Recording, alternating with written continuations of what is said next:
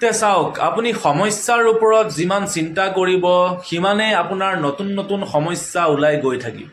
সেইবাবে আপুনি সমস্যাৰ ওপৰত চিন্তা নকৰিব, সেই সমস্যাটো সমাধান কৰাৰ ওপৰত চিন্তা কৰক, আৰু তেতিয়া আপোনাৰ নতুন নতুন ৰাস্তা ওলাই গৈ থাকিব। গতিকে সমস্যাৰ ওপৰত চিন্তা নকৰিব, সমস্যাৰ সমাধান ওলোৱাৰ ওপৰত চিন্তা কৰক।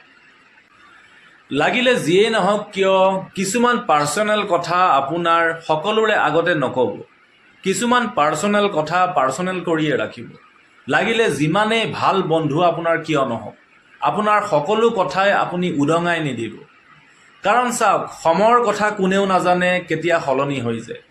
কাৰণ আজি যাক আপুনি সকলোতকৈ আপোন বুলি ভাবিছে বা সকলোতকৈ ভাল বন্ধু বুলি ভাবিছে, তাক আপুনি সকলো কথাই শ্বেয়াৰ কৰি দিছে, কিন্তু হয়তো এটা সময়ত সি গৈ আপোনাৰ এজন শত্ৰু হ'ব পাৰে, কাৰণ সময়ৰ কথা ক'ব নোৱাৰি।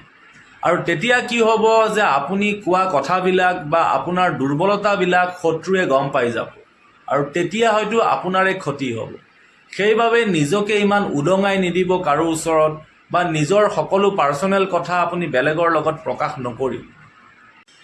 প্ৰতিটো কথাকে আপুনি পাৰ্চনেলি কেতিয়াও নল'ব, প্ৰতিটো কথাকে আপুনি নিজৰ লগত সাঙুৰি নল'ব। কাৰণ বেলেগে আপোনাৰ বিষয়ে ইমান কথা কেতিয়াও নাজানিব যিমান আপুনি জানে বা যিমান আপুনি ভাবে। আপুনি আপোনাক লৈ যি কথা ভাবে বা যি ধৰণৰ চিন্তা আপুনি ৰাখে, সেই ধৰণৰ চিন্তা বেলেগে কেতিয়াও নাৰাখে। কাৰণ বেলেগ মানুহে আপোনাৰ চিন্তাধাৰা বা আপোনাক সম্পূৰ্ণ জনাটো কেতিয়াও সম্ভৱ নহয়।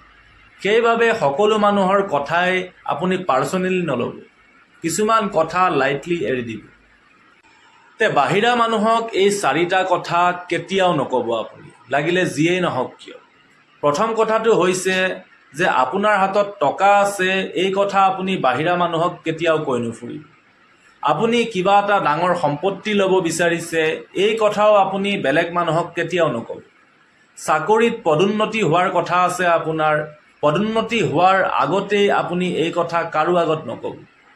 আপোনাৰ ঘৰত কিবা মতভেদ হৈছে, কিবা সৰু সুৰা কাজিয়া হৈছে, এই কথাও 4 বেৰৰ মাজতেই ৰাখক, 4 বেৰৰ বাহিৰলৈ যাবলৈ কেতিয়াও নিদিব।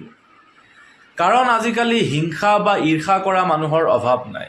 সেইবাবে যি কৰে গোপনে কৰক, নিজৰ লগতেই কৰক।